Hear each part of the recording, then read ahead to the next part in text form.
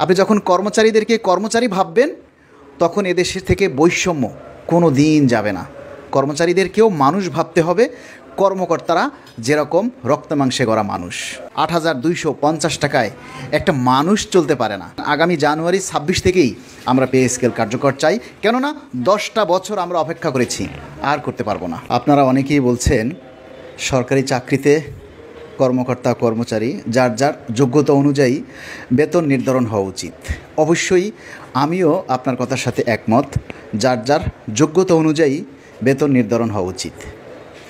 1:4 এই কথাটা আমাদের অনেক কর্মচারী এখনও বোঝে না যে 1:4 বলতে কী বোঝায়।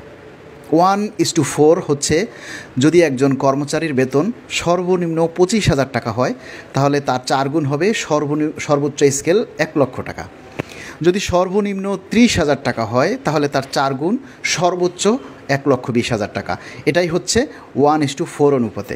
তাহলে সর্বনিম্ন যদি 30,000 টাকা হয় আর সর্বোচ্চ যদি 1,20,000 টাকা হয়, তাহলে কি যার যার যোগ্যতা অনুযায়ী হলো না? কোথায় 1,20,000 আর কোথায় 30,000? এর সাথে আরও আনুষঙ্গিক যে ভাতাগুলি সেগুলি তো আছেই। এখন যোগ্যতা যার যার আলাদা, যোগ্যতা আলাদাই হবে, কিন্তু এই যে পেট, এক্ষেত্রে কিন্তু কোনো যোগ্যতা মানে না।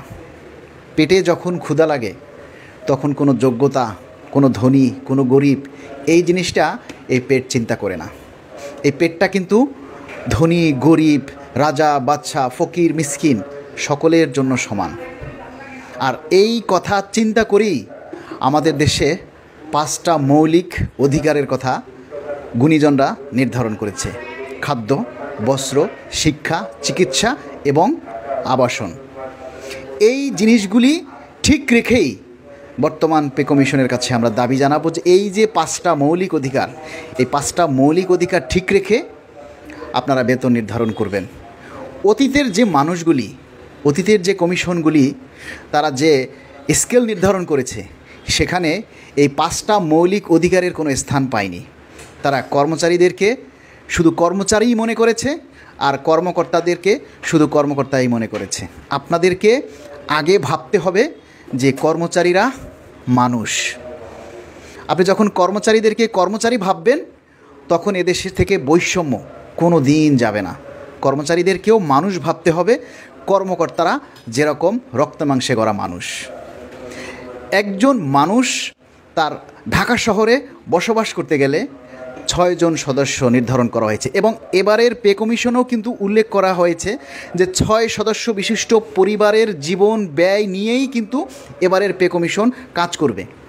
6 সদস্য বিশিষ্ট একটা পরিবার ঢাকা শহরে চলতে গেলে তাদের প্রত্যেকের যেমন চিকিৎসার প্রয়োজন, শিক্ষার প্রয়োজন, সুন্দর একটা আবাসিক থাকার জায়গা প্রয়োজন, তেমনি তাদের খাদ্যের প্রয়োজন।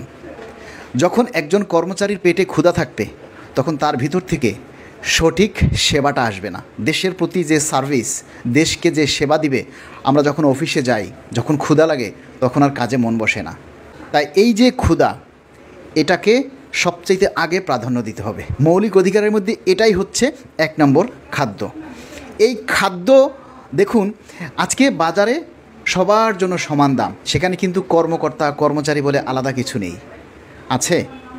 যদি কর্মকর্তা কর্মচারীর জন্য আলাদা বাজার না থাকে, যদি কর্মকর্তা কর্মচারীদের জন্য দ্রব্যমূল্যের দাম আলাদা করা না থাকে, তাহলে একজন কর্মচারীকে যদি আপনি মানুষ ভাবতেন তাহলে কখনো 10টা বছর 8,250 টাকায় একটা মানুষ চলতে পারে না।